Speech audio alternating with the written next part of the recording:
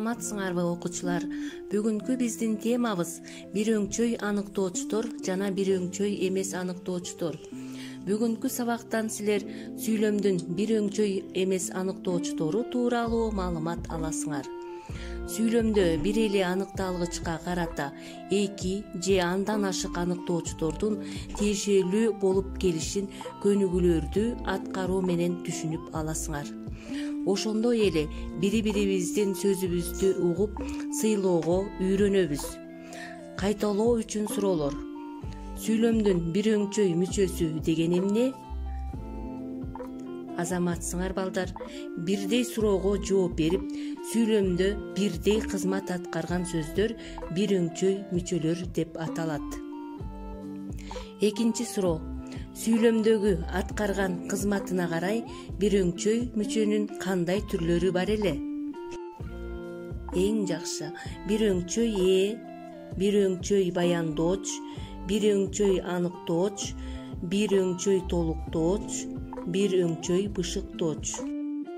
Төмөнкү сүйлөмдөрдөн бир өңчөй мүчөлөрдү тапкыла жана кандай кызмат аткарганын аныктагыла. Биринчи сүйлөм.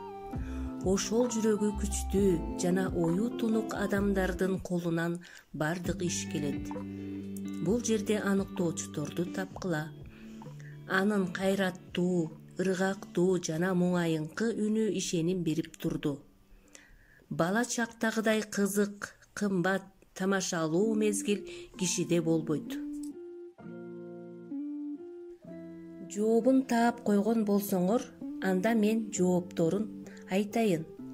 Биринчи сүйлөмдө күчтүү жана ою тунук деген бир өңчөй мүчөлөр өз ара жана деген байламталуу байланышта. Ал эми экинчи сүйлөмдө кайраттуу, ыргактуу жана муңайыңкы деген аныктоочтор өз ара интонация аркылуу болду. Ал эми үчүнчү сүйлөмдө болсо кызык, кымбат, тамашалуу, бул дагы интонация аркылуу байланышта болду.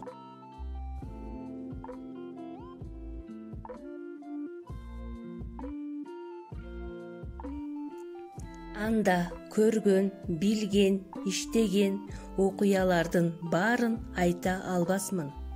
Бул жерде көңүл бурсаңар, схемада көрүнүп тургандай, биринчи учурда аныктоочтордун ар бири аныкталгыч менен тикелей байланышты.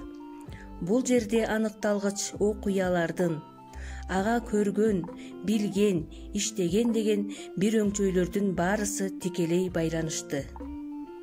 Бир өңчөй аныктоочторго төмөнкүлөр мүнөздүү. Дайыма түгөйлөрү өз ара тең байланышта болот. Бирдей сөз түркүмүнөн жасалып, аныкталгыч менен бирдей формада байланышат жана дайыма санак интонациясы менен айтылат. Эгерде ар бирине мисал келтирсек, ал кандайдыр бир таза, ысык сезим жүрөгүмө жыйналып калгандай. Бул жерде таза, ысык, санак интонациясы жана бирдей сөз түркүмүнөн жасалды. Экинчи сүйлөмдө жолу жок, максаты жок адам болууга мүмкүн эмес. Бул жерде дагы санак интонациясы аркылуу байланышып турат.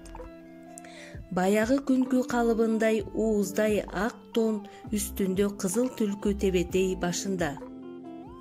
Бул учурда аныктоочтор биринчиси экинчисин аныктап, алардын эң акыркысынан башкасы аныкталгыч менен кыйыр түрдө байланышты. Бир өңчөй эмес аныктоочторго төмөнкүлөр мүнөздүү. Бири экинчисине маанилик жагынан багыныңкы абалда келет да, санак интонациясы менен айтылбайт. Затты ар түрдүү белги, касиеттери боюнча аныктайт. Бирдей сөз түркүмүнөн жасалышы жана бирдей формада келиши мүнөздүү эмес. Мисалга алып көрсөк, көк жашыл чарчы жуолук салынган узун бойлуу ак саргыл келин жылмайды. Бул жерде өзүңөр көрүп тургандай көк жашыл чарчы, узун бойлуу ак саргыл деген сөздөр бир өңчөй эмес аныктоочтор. Экинчи сүйлөмдө Калыбайдын аялы чоң кара көрпө көлдөлөңдүн үстүндө бостончон отуруптур. Бул жерде чоң кара көрпө. Бир өңчөй жана бир өңчөй эмес аныктоочтор байламталарды кабыл алуусу жана албоосу боюнча салыштырып көрөлүк. Биринчи учурда бир өңчөй аныктоочтор ал жаш келиндей созулган, сыпа, баамдуу, сергек жигит. Эми ушул эле сүйлөмгө байламталарды улап көрөлү. Ал жаш келиндей созулган, ары сыпа, ары баамдуу, ары сергек жигит. Демек, бир өңчөй аныктоочторго байламталарды айтсак боло берет. Андан кийин бир өңчөй эмес аныктоочторго тескерисинче эч качан байламталар аркылуу байланышпайт.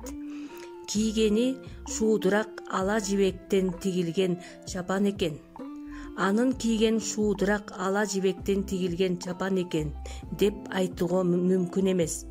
Анткени шуудурак ала жибектей тигилген булар бири-бирин толуктап тургандыгын бул жерде байламталар коюлууга мүмкүн эмес.